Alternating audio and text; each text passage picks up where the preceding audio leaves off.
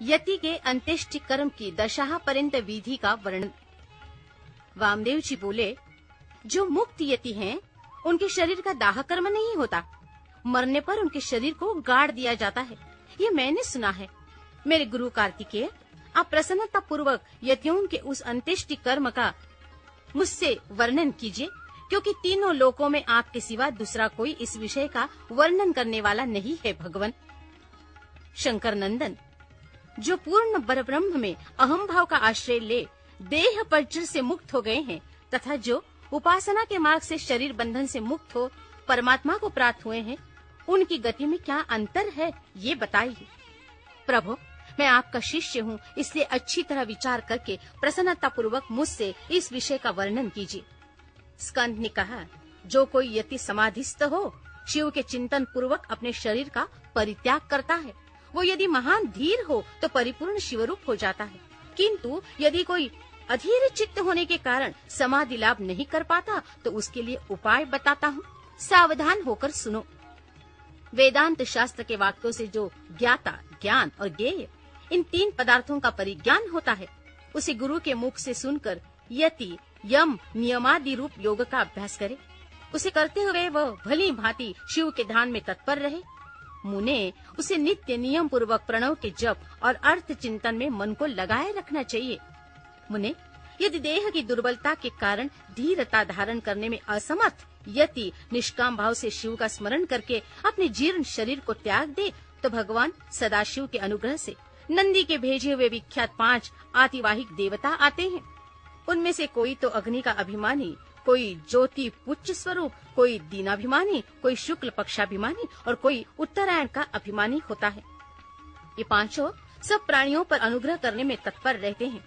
इसी तरह धूमाभिमानी, तम का अभिमानी, रात्रि का अभिमानी, कृष्ण पक्ष का अभिमानी और दक्षिणायन का अभिमानी, ये सब मिलकर 5 होते हैं।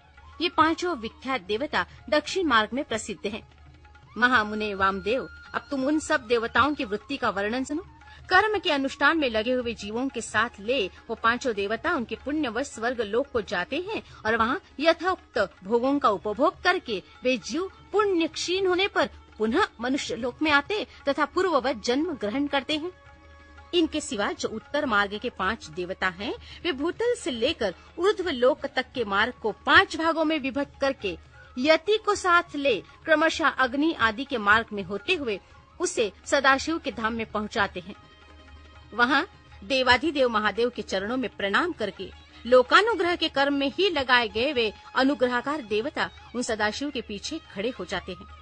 यति को आया देख देवाधिदेव सदाशिव यदि वो विरक्त हो तो उसे महामंत्र के तात्पर्य का उपदेश दे, गणपति के पद पर अभिषिक्त करके अपने ही समान शरीर देते हैं। इस प्रकार सर्वेश्वर सर्वनियंता भगवान शंकर उस पर अनुग्रह करते हैं। उसे अनुग्रहित करके निश्चल समाधि देते हैं। अपने प्रतिदास्य भाव की फलस्वरूपा तथा सूर्य आदि के कार्य करने की शक्ति रूपा ऐसी सिद्धियां प्रदान करते हैं जो कहीं औरत नहीं होती।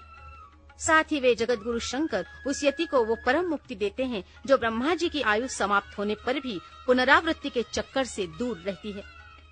अतः ये समष्टिमान संपूर्ण ऐश्वर्य से युक्त पद है और यही मोक्ष का राजमार्ग है, ऐसा वेदांत शास्त्र का निश्चय है। जिस समय यति मरणासन्न हो, शरीर से शिथिल हो जाए, उस समय उस श्रेष्ठ संप्रदाय वाले दूसरे यति अनुकूलता की भावना ले उसके चारों ओर खड़े हो जाए।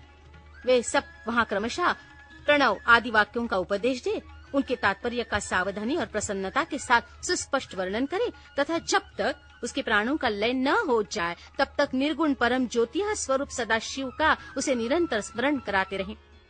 सब यतियों का यह समान रूप से संस्कार क्रम बताया जाता है। सन्यासी सब कर्मों का त्याग करके भगवान शिव का आश्रय ग्रहण कर लेते हैं, इसलिए उनके शरीर का दाह संस्कार नहीं होता और उसके न होने से उनकी दुर्गति नहीं होती।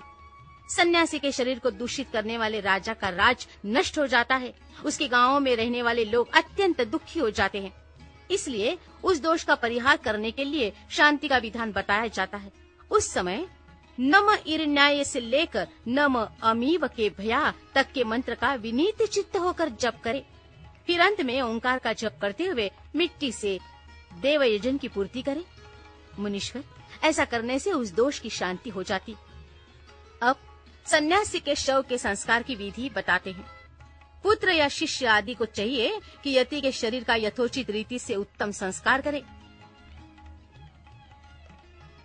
ब्राह्मण, मैं कृपा पूर्वक संस्कार की विधि बता रहा हूँ, सावधान होकर सुनो।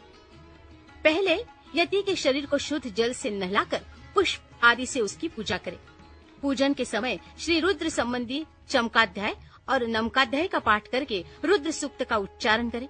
उसके आगे शंख की स्थापना करके शंखस्थ जल से यति के शरीर का अभिषेक करें। सिर पर पुष्प रखकर प्रणव द्वारा उसका मार्जन करें। पहले के कौपिन आदि को हटाकर दूसरे नवीन कौपिन आदि धारण कराए।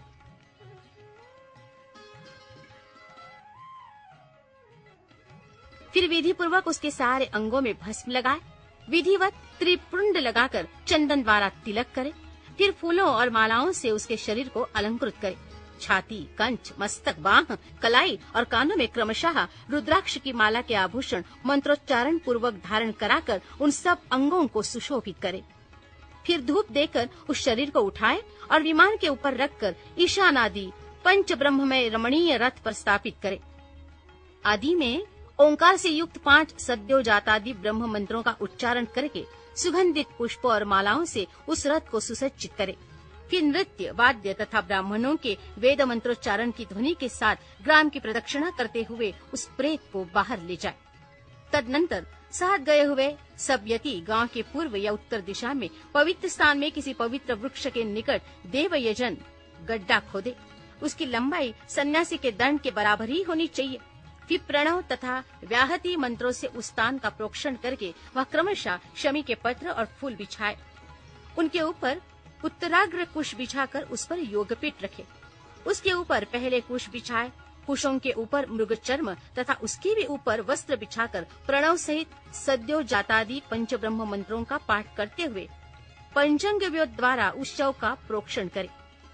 तत्पश्चात रुद्र सूक्त एवं प्रणव का उच्चारण करते हुए शंख के जल से उसका अभिषेक करके उसके मस्तक पर फूल डाले। शिष्य आदि संस्कार करता पुरुष वहां गए हुए मृत यति के अनुकूल भाव रखते हुए शिव का चिंतन करता है। तदनंतर ओमकार का उच्चारण और स्वस्ति वाचन करके उस शव को उठाकर गड्ढे के भीतर योगासन पर इस तरह बिठाएं जिससे उसका मुख पूर्व दिशा की ओर रहे। फिर चंदन पुष्प से अलंकृत करके उसे धूप और गुग्गुल की सुगंध दे।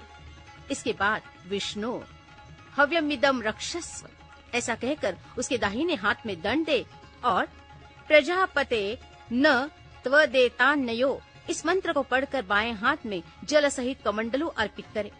फिर ब्रह्म यज्ञानम प्रथमः इस मंत्र से उसके मस्तक का स्पर्श करके दोनों भौं के स्पर्श पूर्वक रुद्र सूक्त का जप करे। तत्पश्चात मानो महांतमुत इत्यादि 4 मंत्रों को पढ़कर नारियल के द्वारा यति के शव के मस्तक का भेदन करे। इसके बाद उस गड्ढे को पाट दे। फिर उस स्थान का स्पर्श करके अनन्य चित्त से 5 ब्रह्म मंत्रों का जप करे। तदनंतर यो देवानां प्रथमं पुरस्तात् से लेकर तस्य प्रकृति लीनस्य यहा परः स महेश्वरः तक महानारायणोपनिषद के मंत्रों का जप करके संसार रूपी रोग के भेषज, सर्वज्ञ, स्वतंत्र तथा सब पर अनुग्रह करने वाले उमा सहित महादेव जी का चिंतन एवं पूजन करे। पूजन की विधि यों है।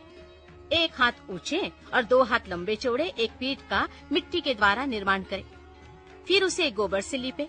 वो पीठ चौकर होना चाहिए। उसके मध्य भाग में उमा महेश्वर को स्थापित करके गंध, अक्षत, सुगंधित पुष्प, बिल्व पत्र और तुलसी दलों से उनकी पूजा करें। तत्पश्चात प्रणव से धूप और दीप निवेदन करें। फिर दूध और हविष्य का नैवेद्य लगाकर 5 बार परिक्रमा करके नमस्कार करें। फिर 12 बार प्रणव का जप करके प्रणाम करें। तदनंतर ब्रह्मीभूत यति की तृप्ति के लिए नारायण पूजन, बलिदान, घृतदीप दान का संकल्प करके गर्त के ऊपर मृण्मय लिंग बनाकर पुरुष सूक्त से पूजा करके घृत मिश्रित पायस की बलि दे। घी का दीप जला पायस बलि को जल में डाल दे। तत्पश्चात दिशा विदिशाओं के क्रम से प्रणव के उच्चारण पूर्वक ओम ब्रह्मणे नमः इस मंत्र से ब्रह्मीभूत यति के लिए शंख से 8 बार अर्घ्य जल दे। इस प्रकार 10 दिनों तक करता रहे मुनि श्रेष्ठ।